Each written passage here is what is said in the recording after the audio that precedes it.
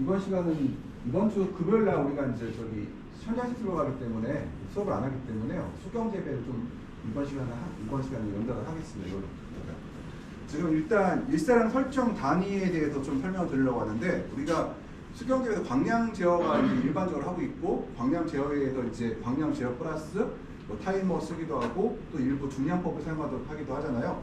제일 중요한 게 이제 그 일사량 설정인데요. 일사량 설정은 이제 우리가 와트 또는 줄로 표시를 하고 있어요. 이것들이요. 근데 와트는 이제 그 일을 줄은 연령을 표시하는데, 지금 저 바뀌었습니다. 그러니까 와트는 줄 대 초고요. 그러니까 뭐냐면은 와트 곱하기 1초는 1줄이에요. 그러니까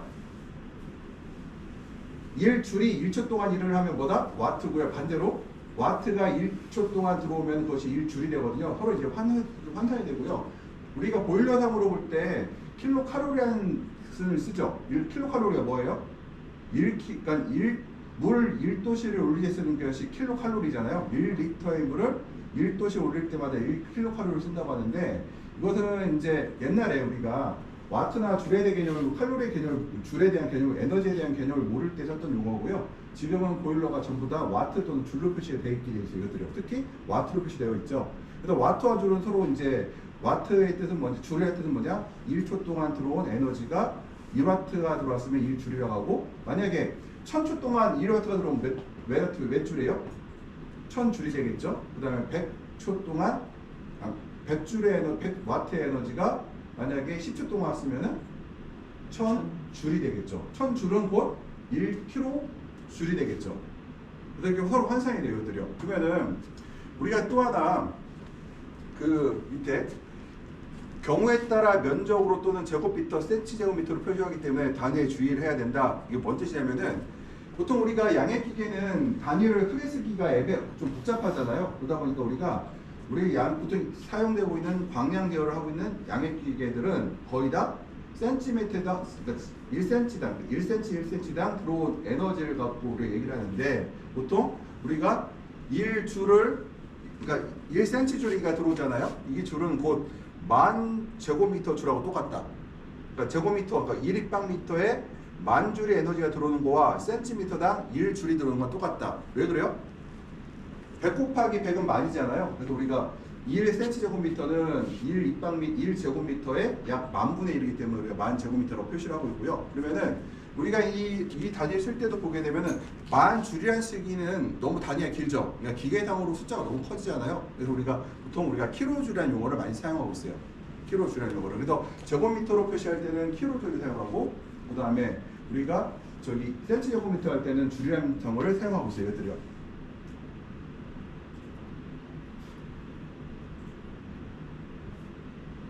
그래서 이제 와트와 줄의 상호 변환 방법은, 우리가 제곱미터당 200와트의 에너지가 들어왔다 그러면요, 초당 200와트가 되고, 그러니까 1초당 와트는 1줄이므로 200줄이 되고요. 시간으로 표현할 때는 우리가 200와트 아워 제곱미터라고 해요. 그래서 우리가 200와트의 에너지가, 우리가 이런 얘기 들어보죠. 보일러 용량 중에서 3kW 아워라는 게 있었어요. 그 얘기 뭐예요? 3kW의 에너지가 시간 동안 계속 1시간 동안 들어오는 거예요. 3kW 아워라고 하거든요. 그거는 표시하게 되어 있고요. 그러면은 시간장을 표시할 때 우리가 200와트 에너지가 계속해서 들어오면 200와트 아워라는 표시 쓰게 되고요. 201와트 아워는 3.6kJ이므로 200 곱하기 3.6으로 되면 약 720kJ이 되겠다. 그래서 전에 보면은 우리가 기계들 보게 되면요, 이런 게 많이 써 있거든요. 우리 난방기계 보면은 요 용어가 써 있어요. 주로 어떤 용어가 써 있냐면 와트 아워라는 묘리 써 있기도 하고, 킬로 줄이라는 표시도 되어 있는데, 와트 아워와 킬로 줄을 변환시킬 때 우리가 3.6을 왜 3.6일까요? 1시간이죠. 예, 3,600입니다. 3.6이에요, 이것들요. 그래서 우리가 이렇게 표시하고 있다. 그래서 보시게 되면은 서로 환산이 되게 됐죠. 보일러 중에서 1kW 아워예요. 그러면은 뭐야 그 뜻은? 1kW 아워의 보일러가 써있다. 그러면 우리가 뭐래요? 3,600kJ의 보일러다. 이렇게 생각하시면 될 것 같아요. 이것들은. 그래서 저도 이거를 하나 통일하면 좋겠는데, 어떤 보일러는 킬로와트 아워로 되어 있고, 어떤 거는 초당 되어 있는 것도 있고 어떤 것들은 킬로칼로리로 되어 있는 것도 있고 우리가 킬로칼로리는 몇을 곱한다? 1킬로칼로리는 4.2kJ이다. 다시 한번 1kW는 1kJ는요 1kCal는요 몇 kJ? 4.2kJ이죠. 이건 이제 1kCal라는 거는 1리터의 물을 1도씨에 올릴 때 사용하는 에너지가 약 1kCal이라고 되어 1kcal 에너지 필요하다고 하고요. 옛날에 이제 과학이 발달하지 않은 시절에는 물 끓이는 걸로 우리가 에너지 계산했거든요. 그때 이 칼로리를 우리가 1도씨 올릴 때 쓴 칼로리 1kcal라고 표시를 했어요. 근데 이거는 우리가 지금 새로 과학적으로 계산해 보니 약 4.2kJ로 우리가 인지고 있죠. 그러니까 이것도 미국 놈들 문제인데 지금 세계는 거의 다 이제 킬로줄로 다 바뀌어서 우리 지금 보면은 이런 음료수 같은 데 보면 100kcal라고 써 있죠. 근데 지금 어디죠? 유럽에 가면은 킬로줄로 표시된 데가 많아요. 지금은 이제 왜냐면 미터법에서는 그러니까 우리가 야드 이런 거 인치 쓰는데 실제 국제적으로 쓸 때는 뭐 써요? 미터법을 쓰죠. 센치 제곱미터 1입방 제곱미터 1입방미터 이렇게 쓰잖아요. 근데 마찬가지로 칼로리 계산할 때 지금은 옛날 킬로칼로리 했는데 최근에는 이제 킬로줄로 바꾸고 킬로줄이 이제 원칙이라고 볼 수 있어요. 그리고 1와트아워는 뭐다? 여기다가 1와트의 에너지가 1시간 동안 들어오는 거를 우리가 1와트아워라고 하고 만약에 100와트 지금 요새 쓰는 게 뭐예요? 보통 우리가 한낮에 여름철에 보면 700와트가 들어오죠. 700와트 에너지가 초당 들어와요. 그러면은 이거를 줄로 표시하기 이걸 갖다가 이제 700와트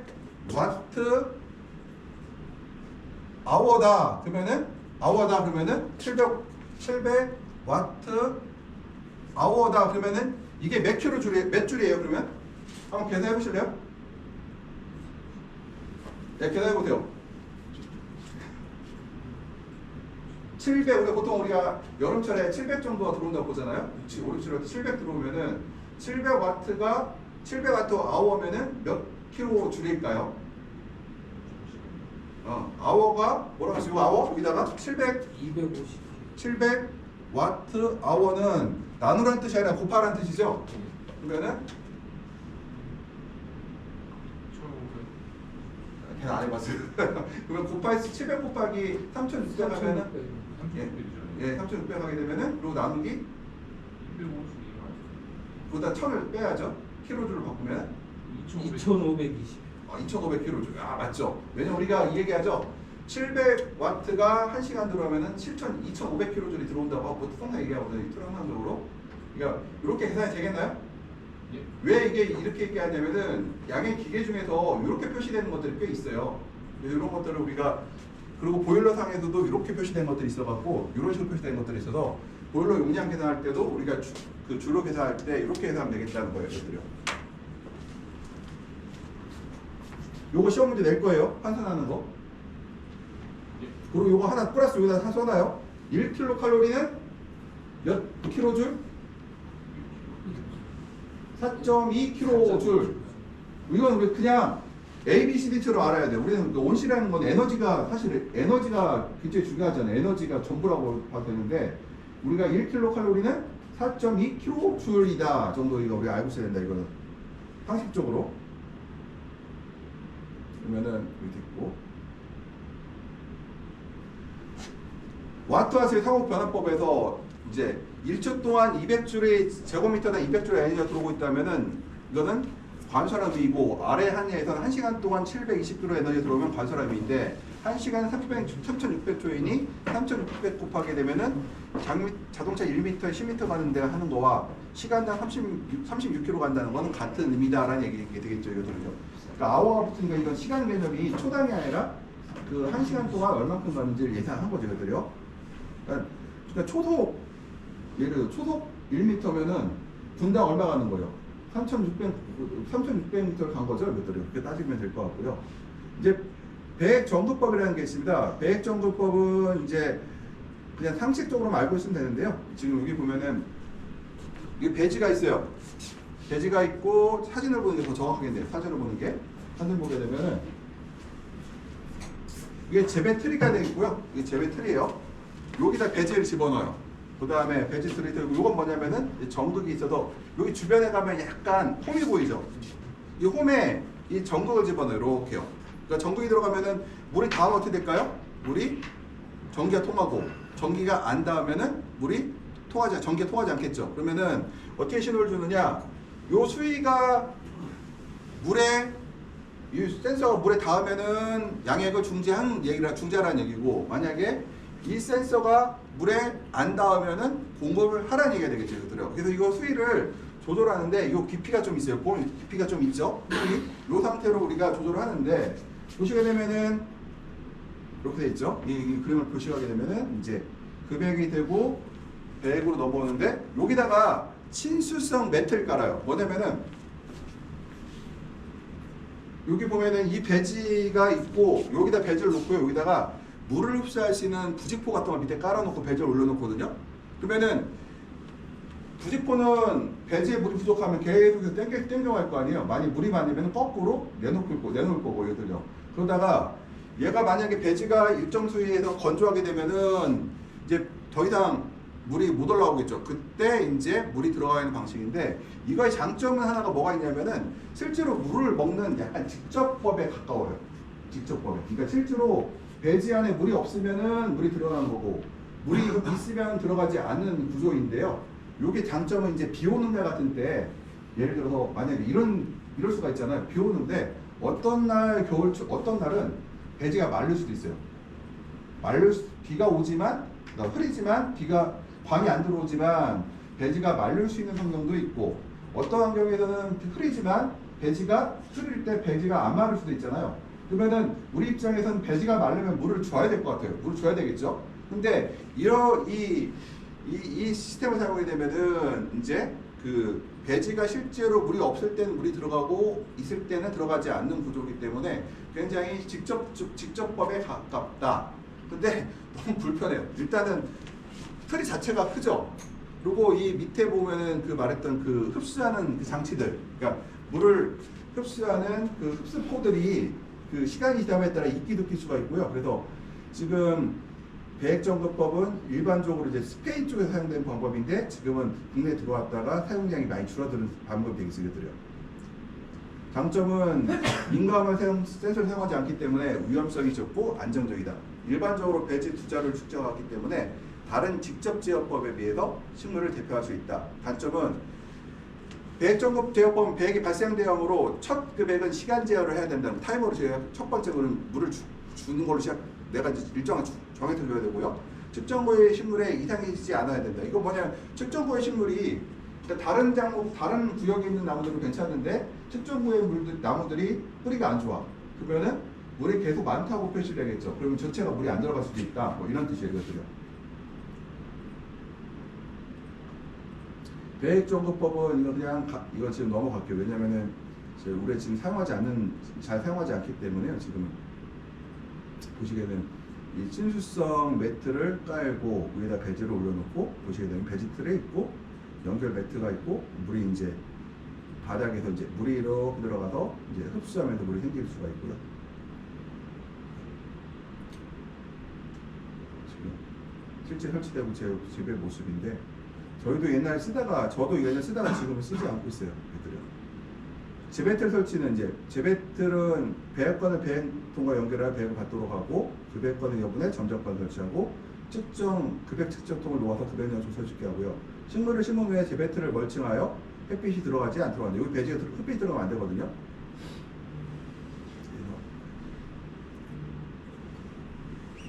배액점검법은 자 넘어갈게요. 그 다음에 순환식 수경 재배에 대해서 이제 설명을 하겠습니다. 앞으로 이제 우리가 수경 재배는 여태까지 이제 버리는 방식으로 왔어요. 그러니까 배액이 나오면은 옛날에는 배액이라고 안 하고 폐액이라고 했거든요.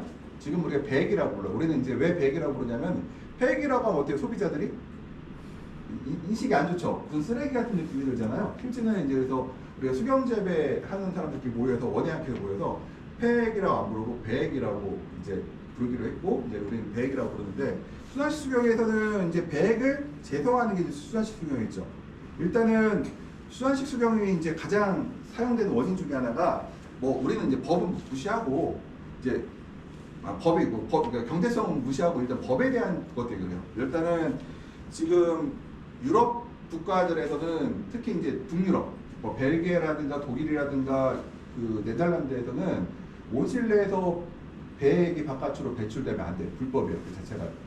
그래서 얘들도 그냥 처음부터 시작했던 건 아니고 면적이 큰 농장부터 시작해서 작은 농장으로 내려와서 지금은 그 네덜란드, 그 북유럽 국가들의 대부분 국가에서는 배액이 밖으로 배출되면 안 된다는 규정들이 있어요, 이것들이. 그래서 우리가 이제 우리나라도 지금 이제 수경 재배에 대한 배액을 배출하는 거에 대해서 지금 점차 법이 만들어지고 있거든요. 그래서 제가 아는 교수님 같은 경우는 이번에 그 환경부에서 연구비를 받아갖고 4대강 유역의 수경 재배 배액에 대한 실태 조사를 하고 있거든요. 왜 그러냐면은 배액 배출에 대한 법령을 제정하기 위해서는 실태 조사가 먼저 이루어져야 되잖아요. 그래서 그것들을 지금 하는 단계들이 있다고 생각하시면 될 것 같고요. 그 다음에 이러한 요구는 이제 토양 수질 오염을 가지기 때문에 필연적으로 사용될 것이고 이제 경제적 면이 있어요. 이제 경제적 면이 있냐면은 이제 지금 비록 그 전보다 수단식을 많이 쓰려고 하는 이유 중에 하나가 코로나 전까지만 해도 우리가 통상 경영비를요, 비료값을 1년 수경 재배를 풀로 돌리면은 우리가 평당 한 10,000원 정도를 우리가 비료값을 잡았어요. 10,000원. 그러니까 3,000평 한 사람은 한 3,000만 원, 한 2헥타, 그러니까 6,000평 한 사람 6천만 원 정도를 우리가 비료값으로 받는데 지금 비료값이 올라갔고요. 지금 평당 한 15,000원 정도를 보고 있거든요. 그러니까 15,000원이라는 얘기는 우리가 3,000평이면 4,500만 원 정도를 우리가 비료값을 사용하게 돼요.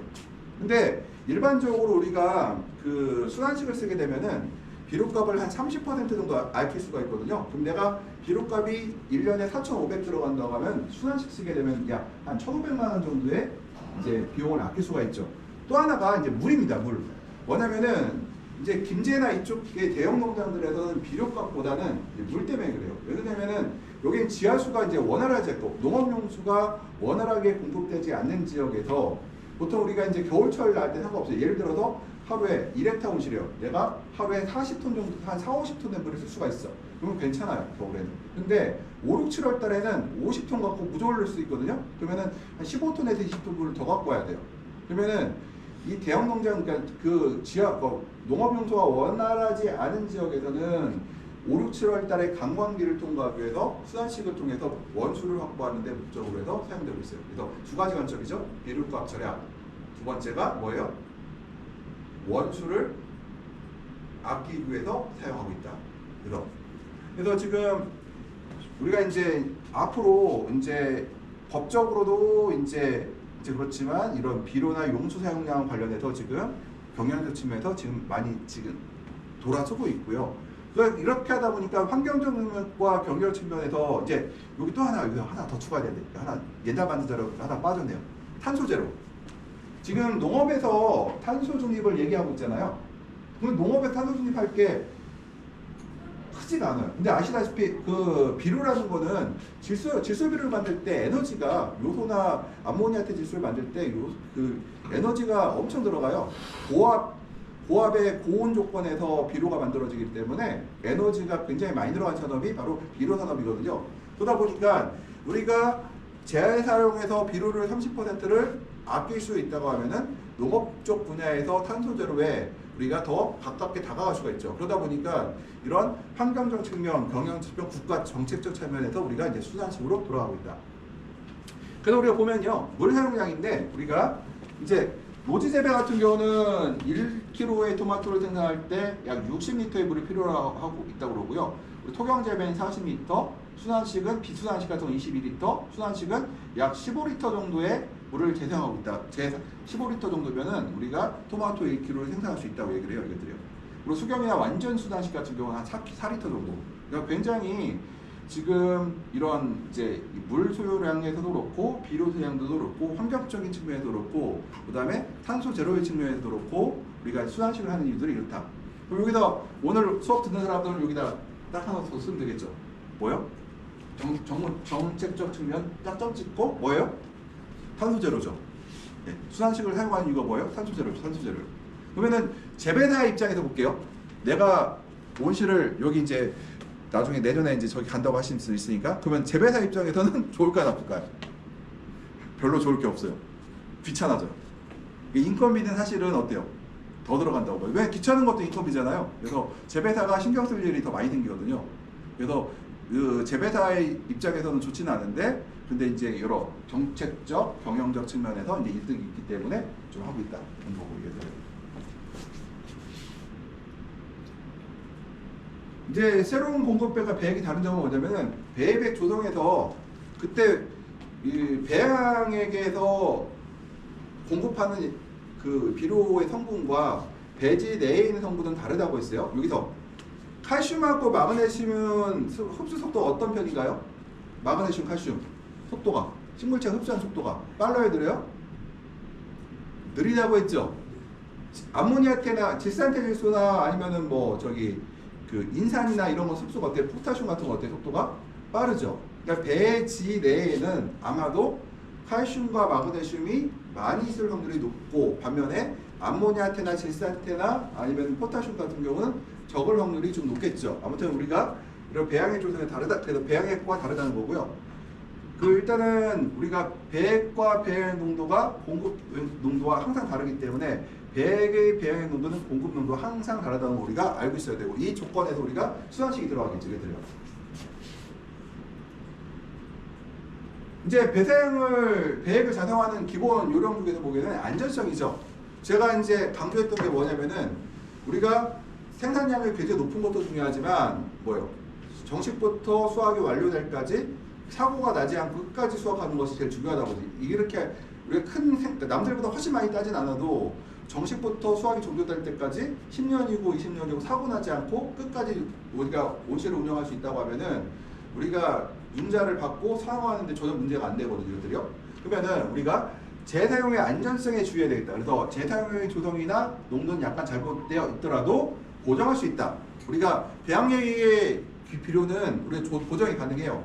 우리가 저 같은 경우는 엑셀 넣고 이제 조정할 수가 있단 말이거든요. 근데 이 병해충이 포함됐으면 치명적일 수가 있다. 이 병해충은 포함될 수 있어요. 그렇지만 이 농도가 높았을 때는 치명적일 수 있다. 정확히 말하면 없을 수는 없어요. 멸균이라고 없다. 우리가 뭐요? 멸균과 살균은 어떻게 달라요? 우리 지금 우유 먹는 거 멸균이에요, 살균이요? 살균이죠. 예. 그 다음에 한 두 달씩, 뭐 몇 달씩 술 피우는 우유는 뭐예요? 멸균이죠. 그러니까 멸균과 살균은 다르다. 그래서 우리는 멸균을 하려고 해요, 살균을 하려고 그래요? 수경재배에서는 배양액 제거를 할 때 살균을 하려고 해요. 멸균을 할 수가 없어요. 그것도 할 수가 없고. 그러면은 재사용 조성 및 농도에 주의해야 돼. 재사용의 조성이나 농도는 배액을 재처리하는 사용하는 목적에 따라 보정한 후 공급해야 된다. 배액을 재처리하는 방법에 따라서 달라진다. 그래서 우리가 일단은 병해충을 일단은 살균시켜서 농도를 떨어뜨리는데 우리가 먼저 하고요. 두 번째가 바로 교정을 한다. 이제 여기다가 뭘 갖고 교정을 해요? 여기다가 신선한 깨끗한 물을 넣어서 비료물이 없는 깨끗한 물을 탄 다음에 여기다 뭘 넣어요? 새로 조성된 비료액을 넣어서 우리가 교정해서 사용할 수가 있겠죠.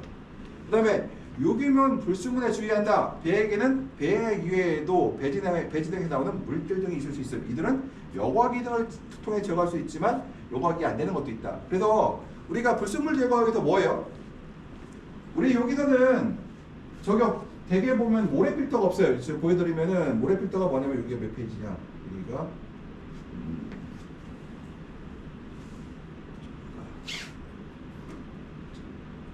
593페이지죠.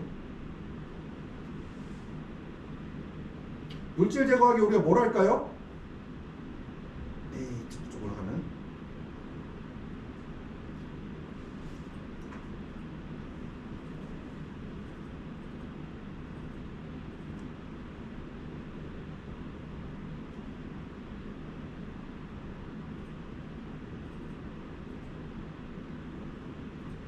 수경재배 설비에서 보통 우리가 순환식을 쓸 때는요, 바로 여기 보이죠?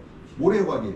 이 모래 필터가 들어가 있어요. 이게 하나에 몇백만 원짜리인데요. 이 안에 모래가 들어있고, 일반 모래가 아니에요. 강모래, 아주 고운 모래가 들어있고, 이 안을 통과시킨 다음에 디스크 필터를 거쳐서, 망 필터를 거쳐서 들어가게 돼 있어요. 그러니까 여기서 유기물들, 그러니까 식물의 뿌리라든가, 배지의 물질이라든가, 아니면 미생물들이 이렇게 문천이 덩어리가 있거든요. 예를 들어서 우리 보면은 그 물때라고 하죠. 그 물때 같은 경우도 그 안에 들어있어요. 그래서 이 물때 같은 걸 바로 이 모래요각에서 거친 다음에 이 안으로 들어갈 수 있다. 그 다음에 이 안에 우리가 햇빛을 아무리 안 들어가게 한다고 하더라도 햇빛이 들어가요. 그럼 그 햇빛이 들어가니까 뭘까? 비로운 물이 있어요 안에. 우리가 부영향이라고 하죠. 인산하고 질산이 많은, 질소가 많은 물에서 뭐가 나요? 햇빛 들어가면 녹조가 끼죠. 이 안에도 녹조가 껴 있어요. 그래서 이것들이 계속해서 돌아간다면 어때요? 밀도가 올라가겠죠. 그래서 이런 녹조들을 우리가 이 모래요각을 통해서 제거하고 다시 우리가 사용한다는 거예요. 이것들이요. 그러면은 527페이지였죠? 오케이.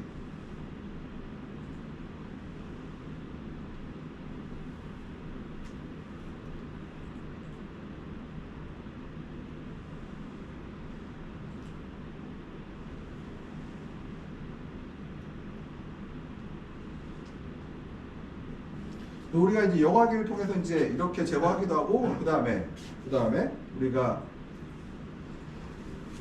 우리가 보통 배액을 재생하는 기본 사례를 보게 되면요, 순환식의 경우 이씨를 보정하기 위해서 배액 탱크에 이씨를 설치한 후 4에서 7종의 비를 용해시킨 농축배액을 목표로 설정한 이씨에 도달할 때까지 공급함으로써 배액의 이씨를 높이고, 설정치보다 높을 때는 물이 공급되어 설치하도록 하고요. 그리고 이씨, 그런데 이는 위험하다고 했어요. 왜? 이씨가 낮아지거나 높아진다 하지만 어떤 성분이 부족하거나 과잉되어 있는지 양액의 정밀 분석 후 부족성만 보충을 해야 완벽한 보름이 이루어진다. 그래서 순환식 경우 이씨를 보정하기 위해서 탱크 이씨를 설치 후에 우리가 그냥 이씨를 낮춘 다음에 공급하는 경우가 있어요. 언제 그러냐면은 이게 이제 순환식 설치가 완벽하지 않은 농장들에서 보통 재배가 적심치고 재배 종료가 한 달 정도 남았을 때 이런 방법을 써요. 왜 이렇게 할까요?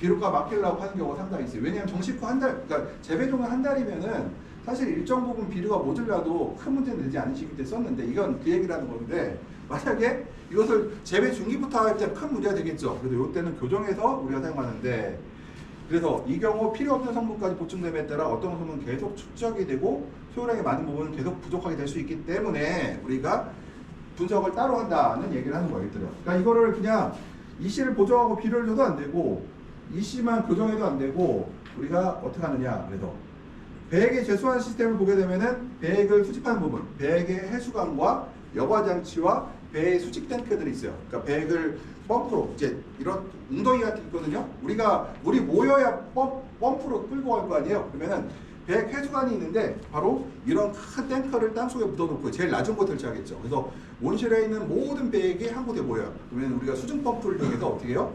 이 펌프를 갖고 바로 우리가 배액의 해수관을 통해서 큰 탱크에 이제 모아놓기 시작해요. 그럼 모아놓으면 그냥 모아놓느냐? 이거를 우리가 여과장치를 통해서 다시 수집 탱크로 들어가게 됐어요. 그럼 수집 탱크가 되면 요거는 한번 걸러진 물이 됐죠. 그래서 배액을 제철한 부분 살균장치, 이제 모래요각이 자외선도 오존소독이 있고 요과장치가 있고요. 사용하지 않은 배액을 폐기한 장치가 있고 배액 저장 탱크가 있어요. 이건 뭐냐면 세 번째 거는 우리가 배액을 100% 사용할 수는 없어요. 100% 사용해야 되는데 실제로 이제 남는 경우가 있거든요. 이럴 때는 어쩌면 버리기도 해요. 얘들은 배액에 저장 탱크가 있고, 제철액을 공급하는 부분은 새로운 배액액과 혼합 장치가 있다. 그래서 우리가 실제로 우리가 지금 국내에서 가장 큰 문제가 되는 부분이 바로 이 장치예요. 새로운 배양액과 혼합한 장치. 이게 뭐냐면은 소독까지는 그냥 잘 할 수 있는데 뭘까요? 공급하는 배, 그러니까 일단 여기 배액이 저장된 탱크가 있을 거 아니에요. 살균되고 저장된 것까지 여기까지는 해요. 여기까지는 가능한데 뭐냐면은 여기서 들어오는 이씨가 일정할까요? 계속 변할까요? 변하겠죠. 그러면은 나는 공급을 3.0으로 하고 싶은데 여기 들어오는 게 지금 이 배액 탱크가 5였어. 그러면 어떻게 해요? 내가 어떻게 하냐면요, 얘를 30%를 이용하고 70% 정도를 내가 이제 그러니까 테론 비료를 70% 넣고 30%를 여기서 꺼내올 때 얘의 이씨를 변화시킨 다음에 섞어둬야겠죠. 근데 이거 섞일 때 이게 계속 변하기 때문에 3.0을 맞추기 위해서 어떻게 돼요? 밸브 여는 정도가 달라져야 되잖아요, 이것들이요. 근데 이게 잘 안 되는 문제가 있어요. 그래서 국산 기계들 문제가 여기서 문제가 돼요. 여기서 앞에까지는 다 하는데 여기가 문제가 되는 경우가 많더라. 그리고 앞으로 우리가 이제 실제로 여기 학생들 몇 명은 아버지 거 물려받거나 하실 건데 할 때 순환장치 같은 경우에는요, 온실을 새로 지을 때 설치는 하지 마세요. 일단. 왜냐면 공간만 확보해도 돼요.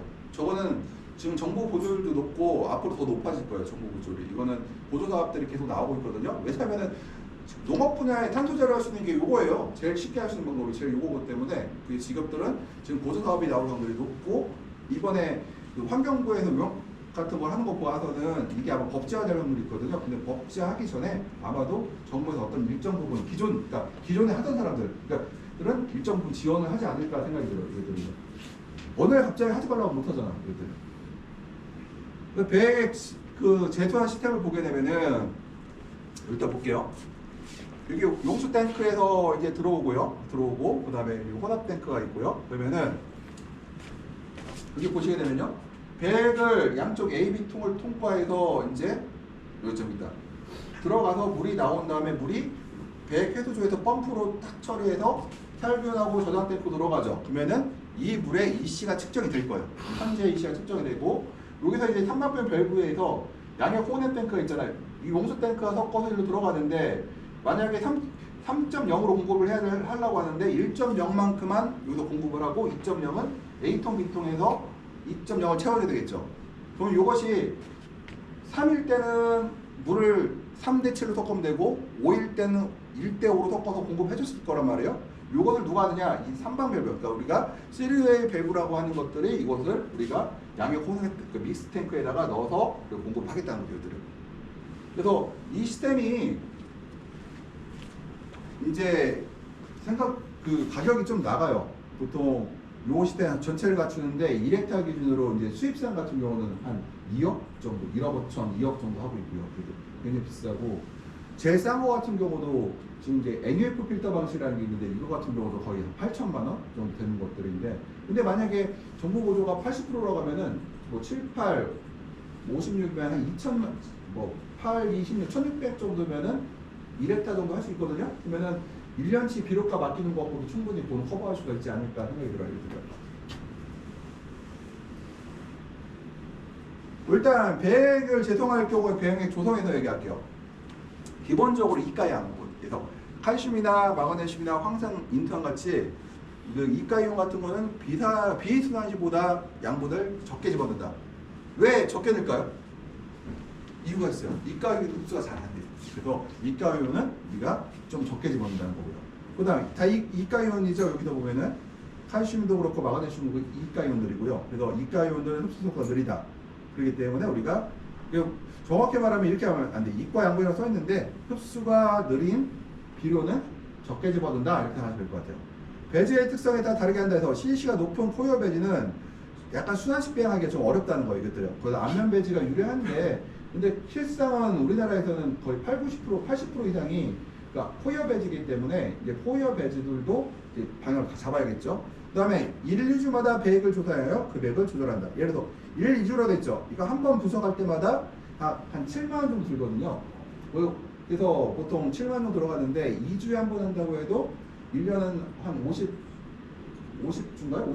52주죠? 52주면은 뭐 20번 조사해도 약 한 140만 원 정도에 들어가고 만약에 매주 한다고 하면은 한 280만 원 정도 비용이 발생하겠죠. 근데 여기서 주의점에 하나 좀 이상한 점이 하나 있죠. 뭐예요? 1, 2주인데 배양액이 오늘하고 내일하고 같을까요? 배액이? 오늘 맑고 내일 흐려 같을까요? 다르겠죠. 오늘하고 일주일은 같을까요? 약간 다를 거예요. 이것들은. 근데 희한하죠. 왜 2주마다 배액을 조사해요? 그 배액을 조성한다. 그러니까 보통 2주마다 하거든요. 1주마다 하는 사람 없어요. 거의 2주마다 하거든요. 왜 2주마다 할까요? 생명체니까. 보세요. 물론 먹는 건 다를 수가 있어요. 근데 2주 동안은 같다고 보고 그냥 퉁쳐서 앞으로 2주 동안 오늘 조성한 거는 앞으로 2주 동안 같을 거야. 오늘 조사한 거는 앞으로 2주 동안 같을 거라는 가정하에서 우리가 배양액을 조성한다. 그러니까 정밀하게 조사하죠. 그러니까 순간순간 하는 게 아니에요. 오늘 분석한 거는 앞으로 2주 동안 오늘 분석하는 것들이 평균 내면 같을 것이다. 근데 맞아요. 그 말은. 우리가 사람도 마찬가지잖아요. 그러니까 우리는 사람은 이제 어른이니까 이제 상관없고 청소년기 때는 보면은 오늘 먹는 칼로리야. 그러니까 초등학교 3학년이 먹는 칼로리야 4학년이 먹는 칼로리는 다르죠. 1년 차이지만. 그렇지만 2주로 보면 거의 같아요. 우리가 2주 동안은 같다고 보고 우리 처리한다는 거죠. 그래서 가끔 가다가 어떤 데서 보게 되면은 순간순간을 조절한다고 하는데 그렇진 않아요. 우리가 2주는 같다고 본다. 그리고 배양액을 제공할 때 급액 관리에서요. 제순환액을 배양액을 공급할 때마다 사용할지 특정 시간에만 사용할지를 결정한다. 그래서 뭐 예를 들어서 오전이라든가 오전같이 물이 적게 들어갈 때는 사용하지 않고 오후같이 물을 많이 사용할 때 사용한다. 예를 들어서 이렇게 지금 5월달이 돼요. 5월달, 6월달 되면은 한낮에 배액이 한 40%씩 배출되는 반면에 오전에 배출이 돼야 안 돼요? 안 되죠.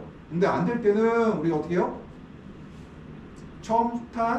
우리가 처음 탄 양액을 공급하고요. 그 다음에 한 11시부터 2시까지 배액이 한 30-40% 나갈 때는 재활용 배액을 섞어서 사용할 수 있겠죠, 이것들을. 그러면 좀 어때요? 좀 더 안전하겠죠, 이것들이요.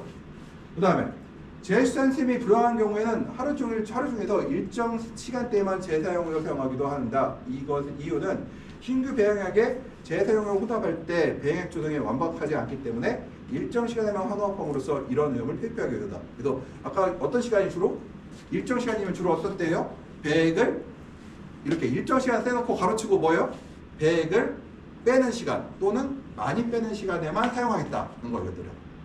그러면 여기는 책에는 안 나왔지만 가로치고 이제 제가 문제를 냈어요. 어떻게 문제를 낼까요?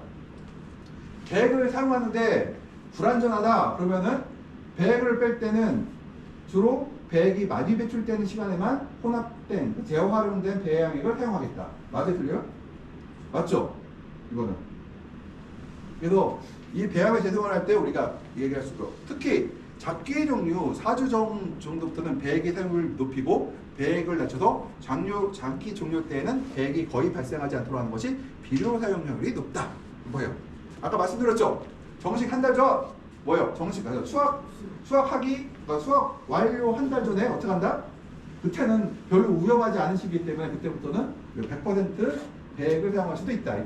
이때는 우리가 주는 목적이 작물을 성장하라고 목적하는 것이 아니라 작물이 버틸 수 있을 정도만 공급하면 되기 때문에 이때는 우리가 그렇게 하기도 한다는 것들이요. 비료값을 절약하기 위해서. 비료값이 만약에 한 달을 얘기를 할 때 한 달에 특히 7월 달 같은 경우 물을 많이 주거든요. 6, 7월 달에. 그러면은 아무리 못해도 3,000평 운영할 때 비료값이 얼마나 들어가냐면 한 6,700만이 들어갈 거예요. 근데 이걸 내가 100% 내가 재활용을 한다.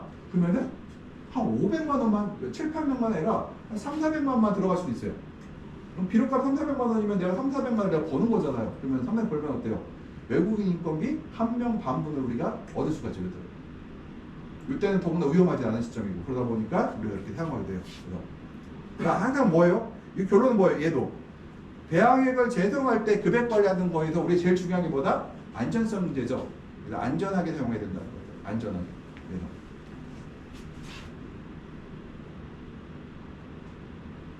그리고 지금 이거 배지 들어가기 전에 잠깐 10분만 쉬었다가 있습니다.